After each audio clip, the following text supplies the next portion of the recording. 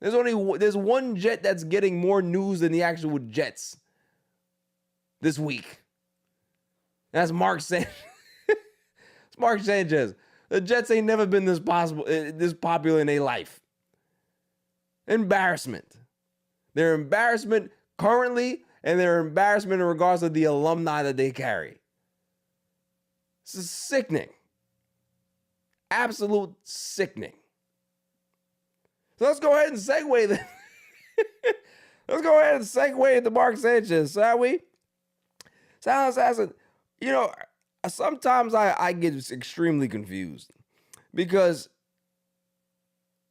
what would possess somebody to do what Mark Sanchez did?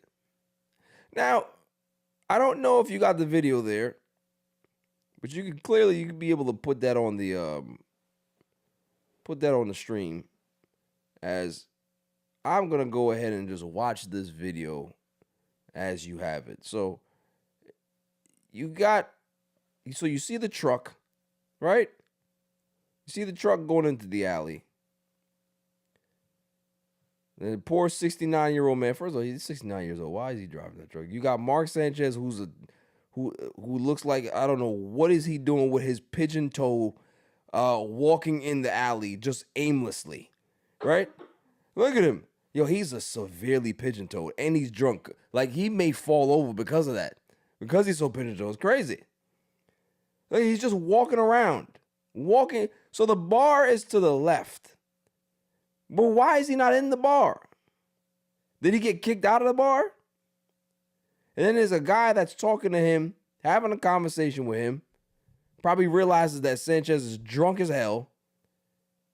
And all of a sudden, this idiot's doing wind sprints in the alley. Like, what is happening?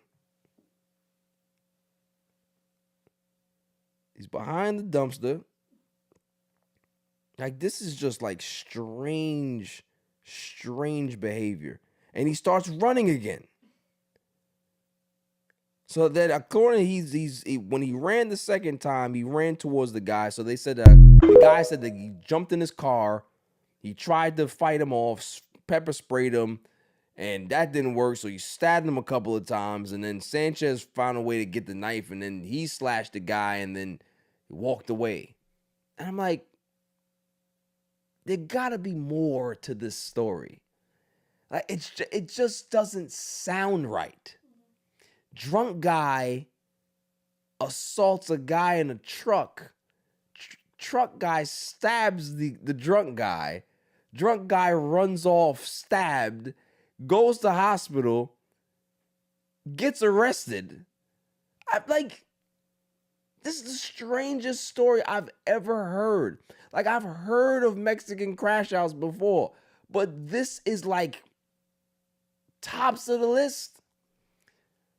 Yeah, like a lot of people just say it just doesn't make sense, and especially too if you see the pictures of what he did to the guy. Yeah, like he had to be on multiple things. Like, yeah, I don't think that was just alcohol. Yeah.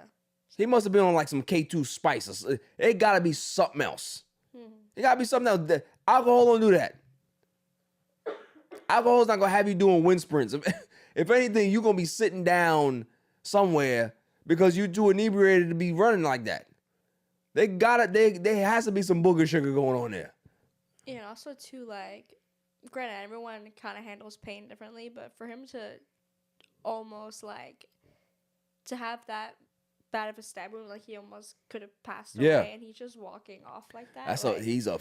That's what you talk about, a football player. Yeah, like I don't feel like in prime still football shape. He's a beast. It's Mark Sanchez, like 6'3", like 200 plus pounds. Like, he's not a small guy.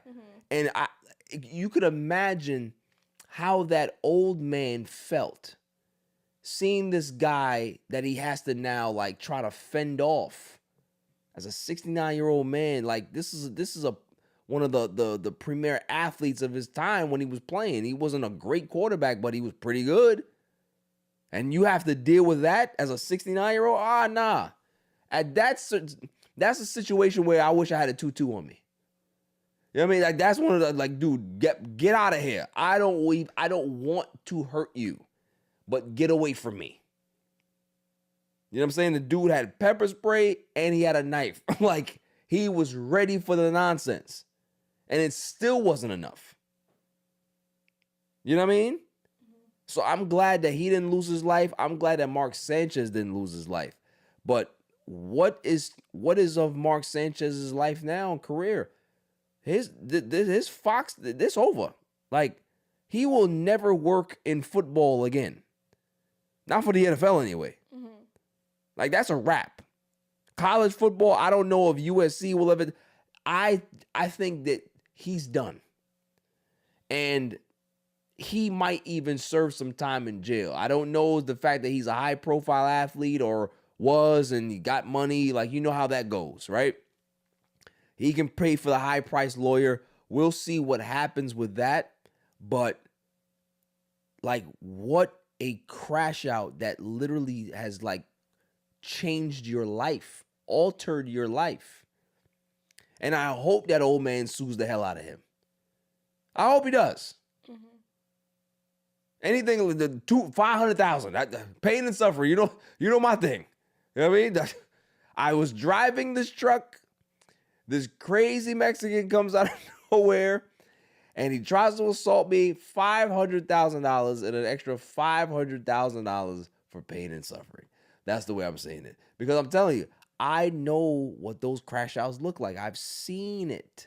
Like going, being in the city as a young man, right? Coming out of the bar, coming out of the lounge, and you got the drunk dudes just like stumbling around New York City, and you can be able to cough in one direction and they starting to get aggressive. You know what I mean? So you got to make sure that you watch yourself because they will jump on you in a second. You know what I mean? And shouts to Claw, like I told you, Claw, I don't know if you heard the story, but Claw had knocked out one of them before. This guy was extremely inebriated, and Claw was too. And it's just like, why? I have to be the one to clean this up. Well, allegedly. I would put that allegedly. But yeah, it's just, to see two lives be altered this way. And it's just sad. When he was literally there to announce a game, like, why are you not in your hotel crashing out? It'd be something if you be in your hotel room, drunk as hell, ordering room service. You know what I'm saying? They find you passed out in a damn bathroom and you're supposed to be covering this game the next day. Like, that's a story that we should have heard. Not this. Not this. So, I don't like it, man. I don't like the way it went. And I'm hoping that justice is served because I'm on that old man's side. Like, there's no reason why that man should be in the hospital cut up and beat up the way he is. You know what I mean? That's just not right. Moving on.